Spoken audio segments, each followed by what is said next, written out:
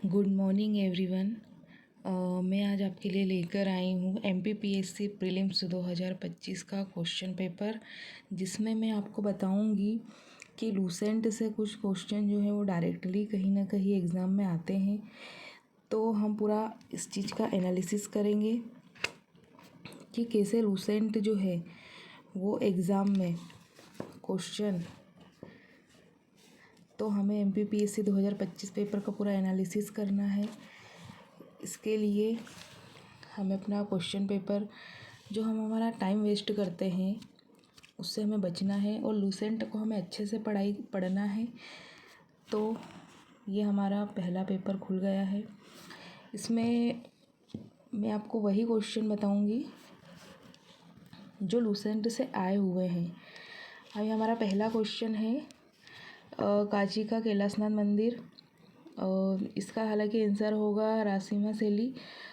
इसका जिक्र लूसेंट में नहीं है। मैं सिर्फ आपको वही क्वेश्चन बताऊंगी जो लूसेंट से आए हैं। अगर हम लूसेंट को अच्छे से पढ़ते हैं तो हमें वहाँ से क्वेश्चन देखने को मिलेंगे। उसके बाद जो सेकंड क्वेश्चन है वो यूनिट 9 से आया है। अगर हम थर्ड क्वेश्चन की बात करें तो ये कहीं ना कहीं डायरेक्टली जो है वो लूसेंट में दिया हुआ है कि राज्य पुनर्गठन अधिनियम 1956 में कितने राज्य और कितने केंद्र शासित प्रदेश बनाए गए थे। तो इसमें 14 राज्य और 6 केंद्र शासित प्रदेश बने थे। तो ये जो है लूसेंट में हमें देखने को मिलेगा। उसके बाद जो अगला क्वेश्चन है हमारा, मुस्लिम लीग ने क्या किया था, सीधी कार्रवाई करने की घोषणा कब की थी। तो ये क्वेश्चन हमारे हिस्ट्री का है और ये जो 16 अगस्त को किया था ये। और ये भी हमारा हमको कहाँ देखने को मिलेगा, हिस्ट्री में देखने को मिलेगा। इसके बाद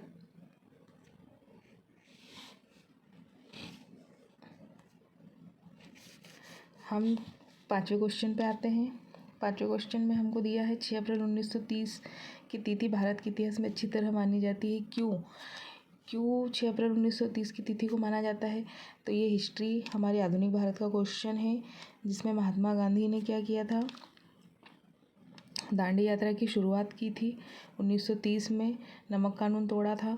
तो ये क्वेश्चन भी हमको डायरेक्ट हम कहीं ना कहीं लूसेंट से ही देखने को मिलता है।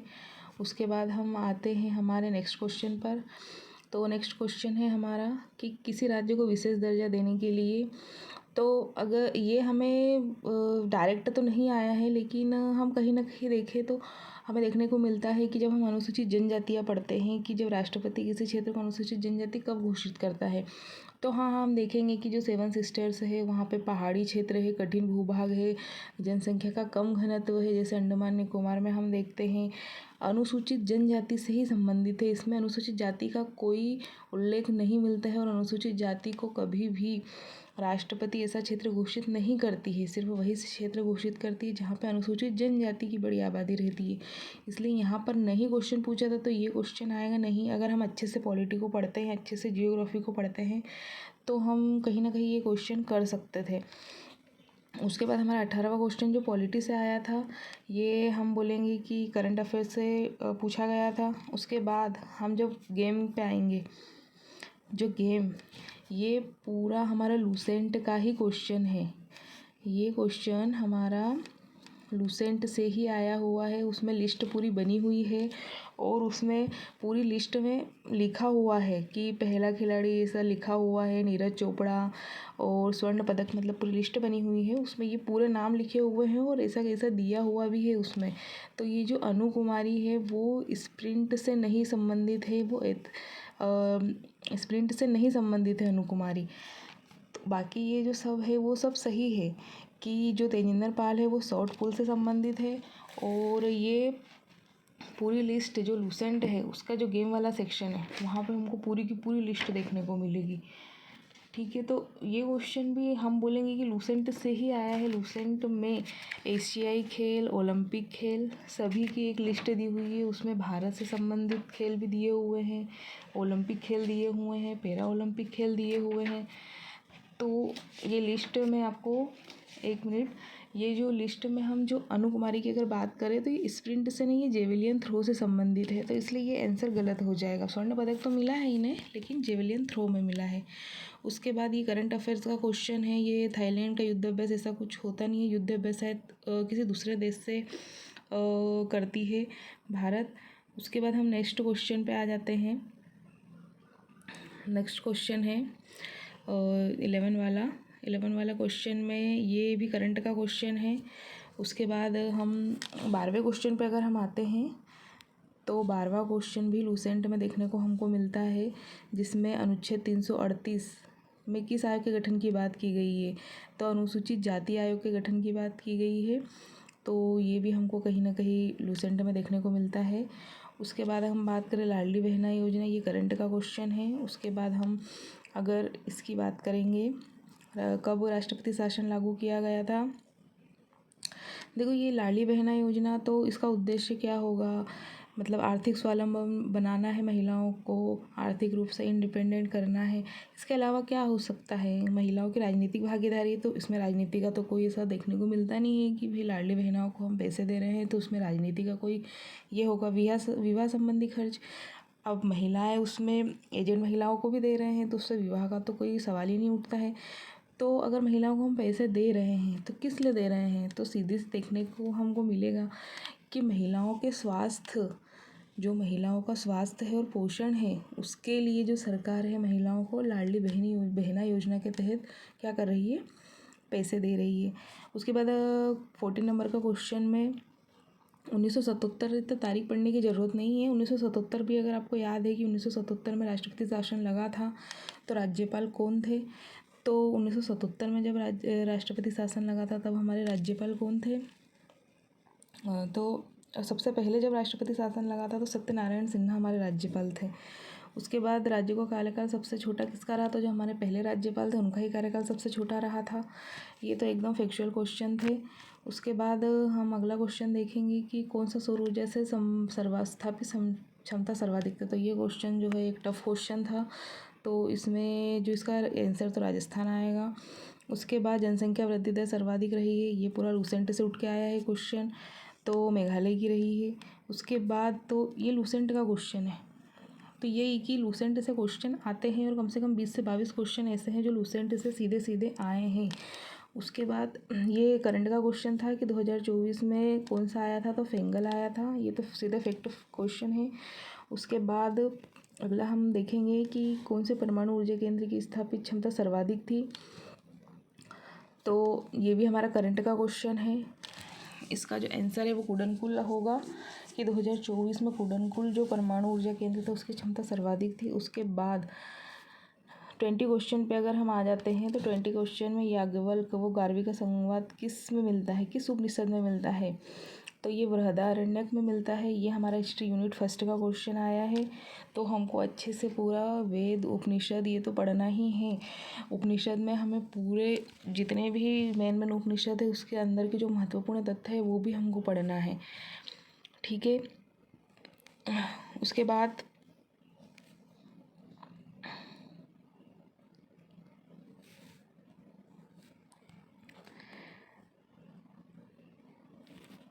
हमारा 21वां क्वेश्चन जो यूनिट 9 से रिलेटेड है, इसमें लाभकारी संगठन जो है भारत में रोबोटिक्स और ऑटोमेशन का काम देखता है, तो ऑल इंडिया ये AICRA है। उसके बाद ये भी यूनिट 9 का ही क्वेश्चन है कि मेलवेयर जो एक वेब सॉफ्टवेयर की तरह कार्य दिखता है, और इसका आंसर जो आएगा वो आएगा हमारा ट्रोजन। उसके बाद हम आते हैं नीचे, तो नीचे हमारा पॉलिटी का क्वेश्चन है, तो ये पॉलिटी का क्वेश्चन भी हमारा लूसेंट से कहीं ना कहीं जुड़ा हुआ है कि किस अनुच्छेद के अंतर्गत राष्ट्रपति राज्य विशेष के लिए अनुसूचित जनजाति समुदाय के लिए लोक अधिसूचना जारी कर सकता है। तो इस क्वेश्चन में अगर जिसको नहीं भी पता है, थोड़ा खुद भी पता है, तो हम लगा सकते हैं कि हमको पता है कि 340 में तो हमें OBC के बारे में दिया हुआ है, 338 तो हमने पीछे ही पढ़ा है कि इसमें हमें SC के बारे में दिया हुआ है। अब ये 349 और 342 बचता है, तो हमको SC ST के लिए पूछा है, तो इसका जो आंसर आएगा वो 349 आएगा, ठीक है। उसके बाद हमारा मैग्नीज से संबंधित मध्य प्रदेश, तो ये हमारे एमपी के क्वेश्चन यहाँ से आ गए हैं।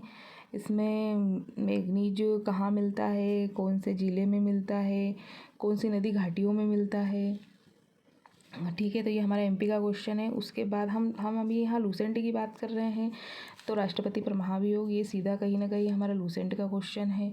तो राष्ट्रपति पर महाभियोग भी लूसेंट में हमको देखने को मिलेगा। उसके बाद ये हमारा आ गया एमपी का क्वेश्चन, ठीक है। उसके बाद हम नेक्स्ट पे आते हैं।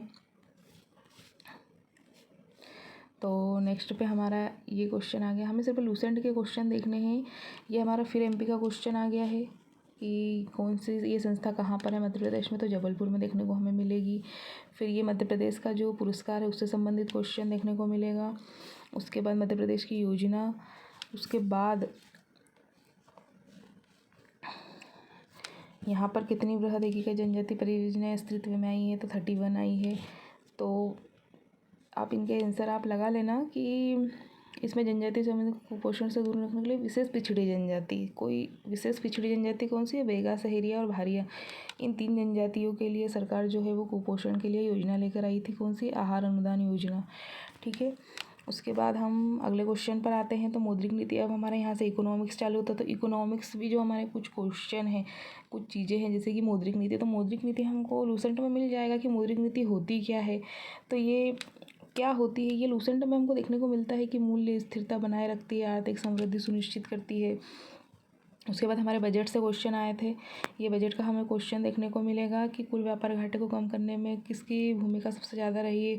तो ऑब्वियस सी बात है कि हम अगर नहीं भी पढ़े होंगे तो हम लगा सकते हैं कि सेवा क्षेत्र भी बहुत ज़्यादा चल रहा है, तो सेवा क्षेत्र इसका आंसर होगा। उसके बाद ये भी यहाँ भी नहीं, ये क्वेश्चन हम बोलेंगे कि ये टफ क्वेश्चन है, क्योंकि इतना तो 17-18 का तो कोई पढ़ता नहीं है कि विनिर्माण क्षेत्र में पूंजी गहनता सबसे अधिक कहाँ थी। इसका जो आयोग ने आंसर जो है वो मध्य प्रदेश को माना था।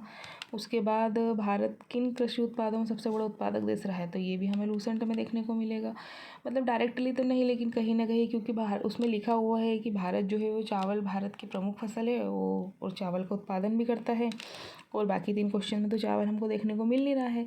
और ऑब्वियस सी बात है कि गेहूँ भी हमारे यहाँ होता है, तो चावल, गेहूँ और कपास इसका आंसर होगा।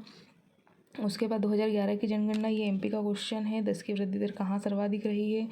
उसके बाद हम आते हैं अगले क्वेश्चन पे हमारे, तो हमारे अगले क्वेश्चन में भी हमको क्या देखने को मिलेगा। अब ये जो फैक्चुअल क्वेश्चन है, ये समग्र एसडीजी इंडेक्स, ये जो सब है ये वो करंट का क्वेश्चन है। उसके बाद ये एकदम फैक्चुअल क्वेश्चन आया था कि ये किस राज्य में स्थित है, तो ये हमें आंध्र प्रदेश में देखने को मिलेगा। फिर उद्यम क्रांति योजना का मुख्य उद्देश्य क्या है, तो उद्यम क्रांति योजना का मुख्य उद्देश्य हमारी ये मध्य प्रदेश की योजना से संबंधित है। तो इस योजना का मुख्य उद्देश्य था स्वराज के लिए गारंटी रहित ऋण प्रदान करना।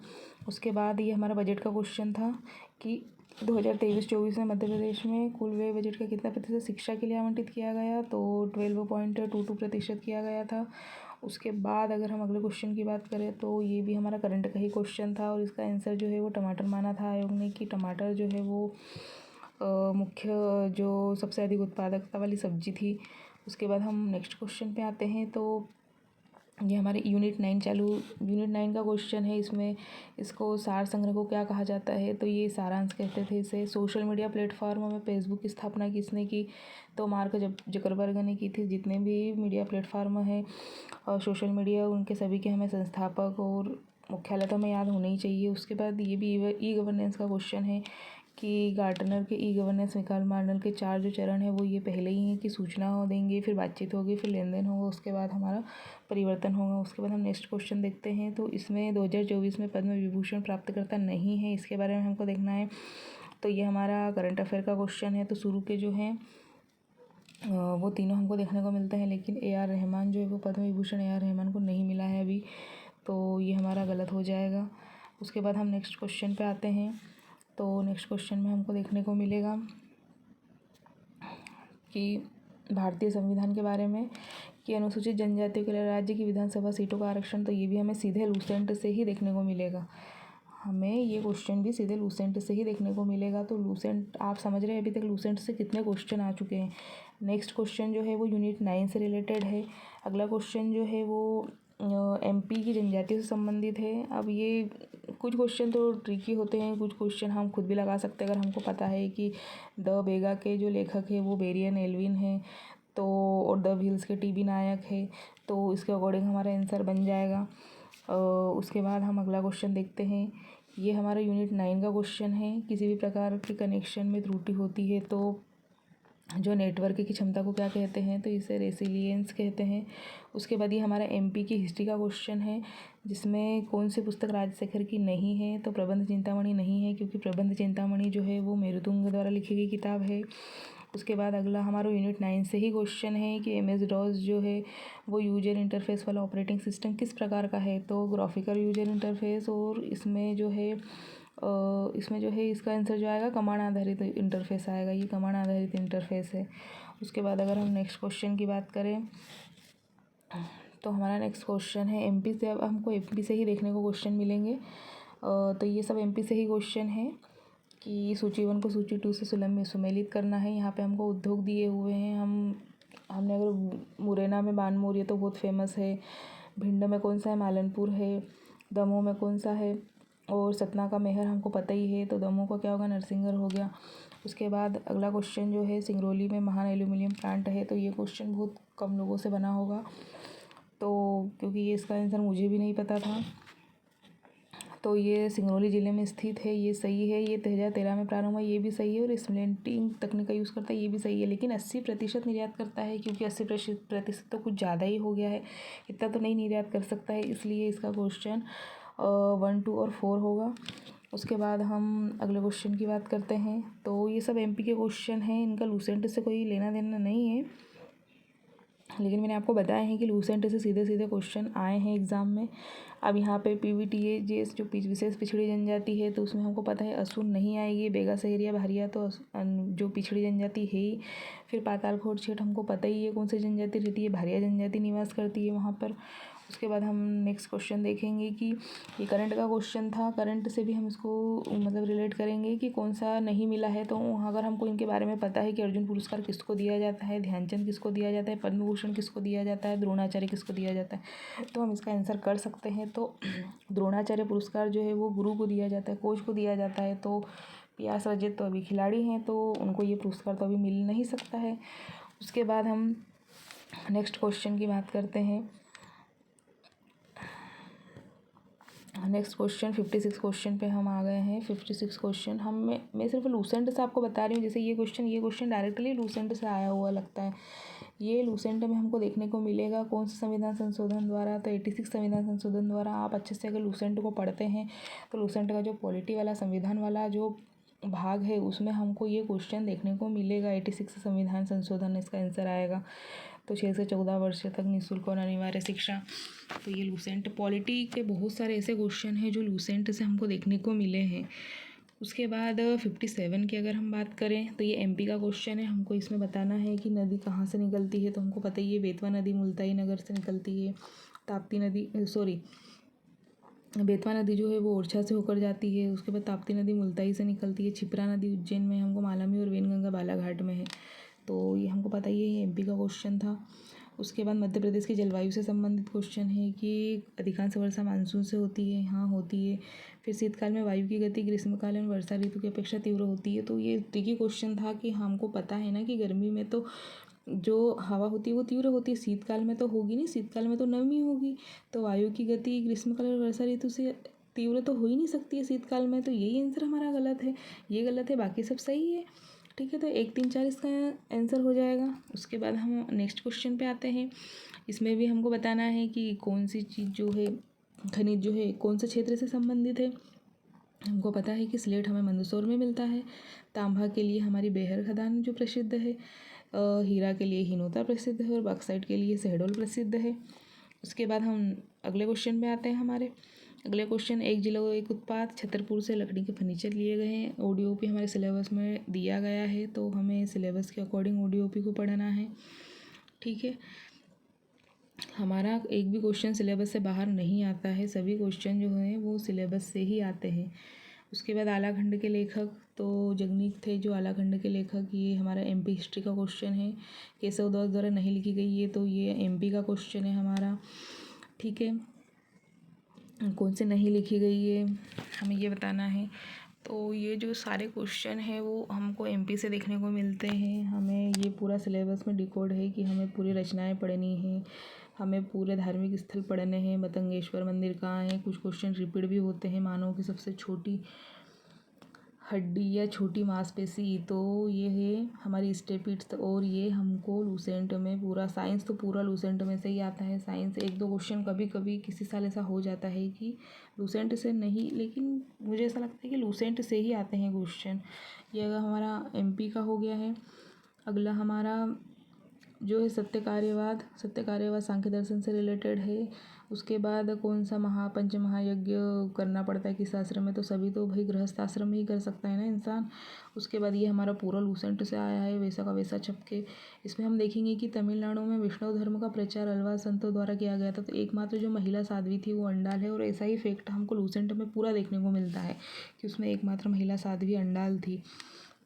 उसके बाद हम नेक्स्ट क्वेश्चन देखते हैं। तो ये हम बोलेंगे कि हमारा करंट से रिलेटेड था, तो दालों में तो हमको पता ही है कि हमारा एमपी ही आगे है। फिर वेद और ब्राह्मण ग्रंथ यजुर्वेद से संबंधित है, ये भी हमको पूरी टेबल बनी हुई है, ऐसी टेबल बनी हुई है कहाँ पे, लूसेंट में।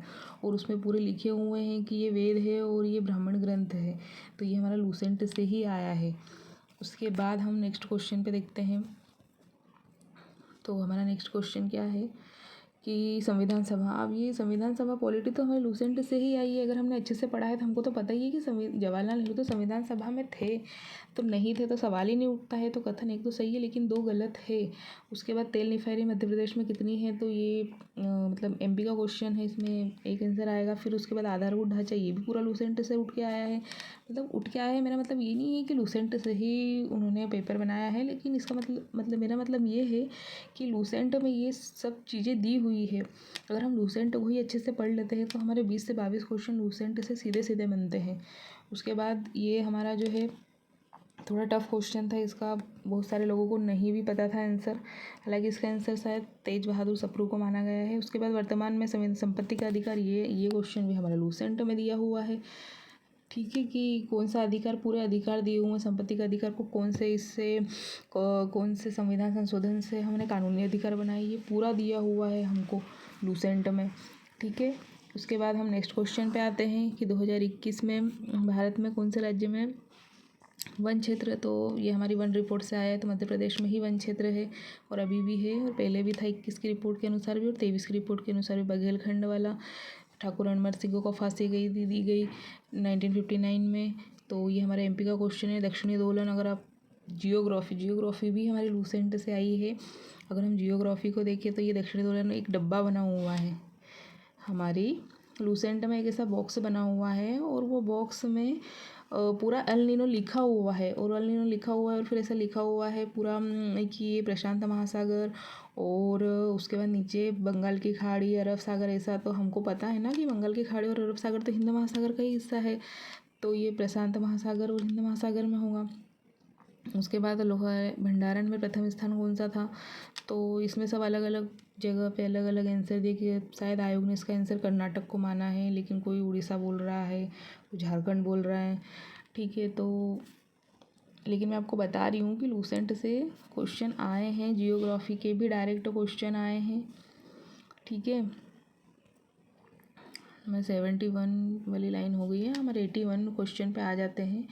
ये जनजातीय गौरव दिवस हमको पता ही है, बिरसा मुंडा के जन्मदिन पे मनाते हैं। और ये हमारा एमपी का क्वेश्चन है। T20 वर्ल्ड कप, ये हमारा करंट का क्वेश्चन है।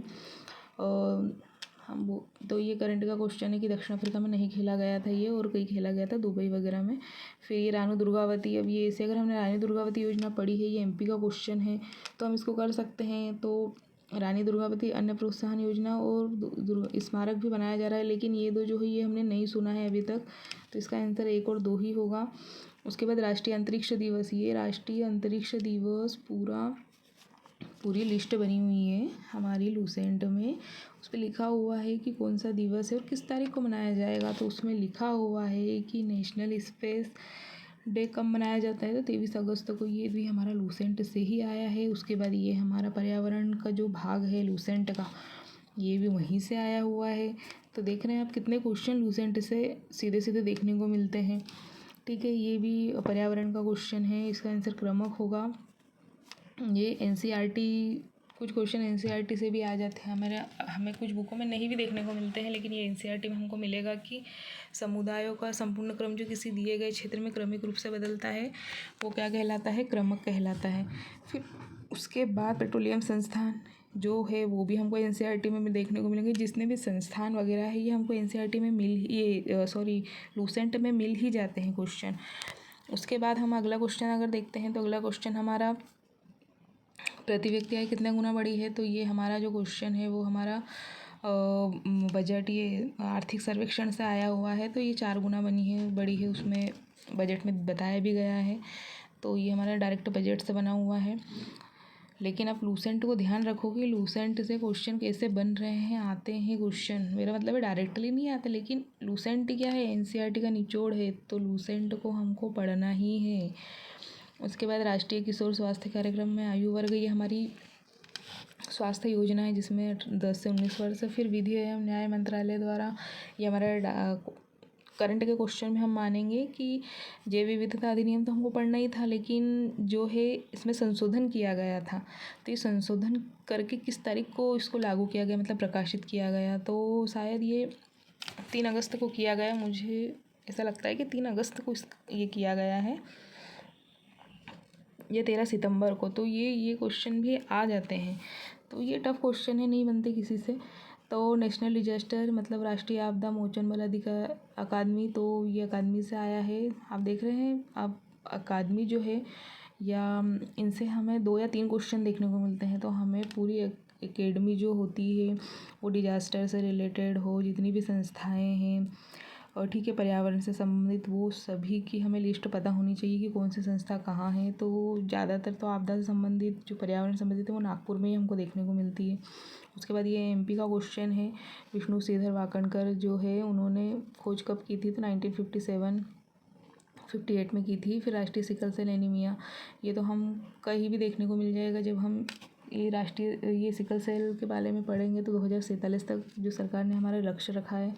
फिर उसके बाद टूरिया जंगल सत्याग्रह, ये एमपी का क्वेश्चन है। तो ये जो है मुका लोहार ने की थी, ठीक है। उसके बाद छतरपुर चरण पादुका, भीड़ पर गोली चलाने का आदेश किसने दिया था, तो फीसर ने दिया था, ये भी सबको पता ही है, एमपी के क्वेश्चन है। उसके बाद ये फिर आया हमारा लूसेंट का क्वेश्चन। ये जो 98 क्वेश्चन है ये जियोग्राफी का है। और नीलगिरी की पहाड़ियाँ कहाँ, किन 2 पर्वतों के बीच है, तो पूर्वी घाट और पश्चिमी घाट का मिलन स्थल ही है नीलगिरी की पहाड़ियाँ। और ये पूरा लूसेंट में लिखा हुआ है लाइन बाई लाइन। तो मैं क्या बताना चाह रही हूँ कि ये क्वेश्चन जो हैं वो लूसेंट से ही आते हैं। मतलब आते हैं, मेरा मतलब ये नहीं है कि सामने वाला लूसेंट लेके बैठा और उसमें से क्वेश्चन छाप रहा है, लेकिन मेरा मतलब ये है कि लूसेंट क्या है, एनसीईआरटी का निचोड़ है। तो जो एनसीईआरटी के जो भी मेजर फैक्ट हैं वो हमको लूसेंट में ही देखने को मिलेंगे। आप साइंस को पढ़ने के लिए आपको किसी भी दूसरी बुक को पढ़ने की ज़रूरत ही नहीं है। आप अगर लूसेंट को पढ़ लेते हैं अच्छे से तो आपकी जो है साइंस अच्छी हो जाएगी। आप 2025 में 2024 2023 का क्वेश्चन पेपर भी अगर आप उठा कर देखेंगे तो जो साइंस वाला पोर्शन है वो लूसेंट में हमको देखने को मिला है, वहाँ से क्वेश्चन बने हैं। आप गेम ले लो, गेम हमें लूसेंट से देखने को मिला है, लूसेंट से आएगा या फिर करंट अफेयर से आएगा गेम वाला पोर्शन। विविध वाला जो है वो तो लूसेंट से आता ही है। हिस्ट्री के भी बहुत क्वेश्चन बन जाते हैं कुछ। हालांकि अगर हम देखें तो आधुनिक भारत के कुछ ऐसे क्वेश्चन होते हैं जो लूसेंट में नहीं है, उसके लिए हमें स्टैंडर्ड बुक पढ़नी पड़ेगी। लेकिन कुछ क्वेश्चन के लिए हमें पढ़ना ज़रूर है, लेकिन हमें सबसे पहले हमारा टारगेट यही है कि हमें 3 महीने में लूसेंट को ख़त्म करना है। मतलब हम जब परीक्षा देने जाए तो हमारी लूसेंट अच्छे से रिवाइज़ हो जानी चाहिए। तो हम पढ़ेंगे आज या कल, मैं आपकी क्लास लूँगी जिसमें हम लूसेंट से चालू करेंगे फर्स्ट चैप्टर से। और लूसेंट को हमें 3 महीने में पढ़ना है और हम अच्छे से पढ़ के उसे फिनिश करेंगे। और मैं चाहती हूँ कि आप मेरे साथ जुड़ें और अपनी तैयारी को, मैं भी एक स्टूडेंट ही हूँ, मैंने एमपीपीएससी प्रीलिम्स में 2019 से तैयारी कर रही हूँ और मैंने मेंस भी लिखा हुआ है, इसलिए मुझे थोड़ा बहुत आइडिया है। मैंने पेपरों का मैं एनालिसिस करती रहती हूँ, तो इसलिए मैं चाहती हूँ कि आप मुझसे जुड़ें, हम एक अच्छी सी तैयारी हमारी करें जिससे हम 2026 में कहीं ना कहीं तो सक्सेस प्राप्त करें। तो आप मेरे साथ लूसेंट से पढ़ने के लिए हो जाए तैयार। आज शाम को या फिर कल मैं आपके लिए लेकर आ रही हूँ लूसेंट की क्लास। और लूसेंट पढ़ने में हमको आएगा बहुत मज़ा। हमको क्लास में ही चीज़ें याद करनी है, पढ़नी है। तो आप सबको आना है, क्लास अटेंड करना है और आप ऐसे ही पढ़ते रहिए। और मैं जब क्लास लेकर आऊँगी लूसेंट की तो आप मेरे चैनल को सब्सक्राइब कर लेना, तो आपको पता चल जाएगा कि लूसेंट की क्लास आ गई है। मैं कोशिश करूँगी कि मैं अच्छे से आपको पढ़ा पाऊँ। तो इसी के साथ मैं अपनी क्लास को एंड करना चाहती हूँ। तो थैंक यू सो मच। फिर मिलते हैं लूसेंट के फर्स्ट चैप्टर हिस्ट्री के साथ। Thank you so much.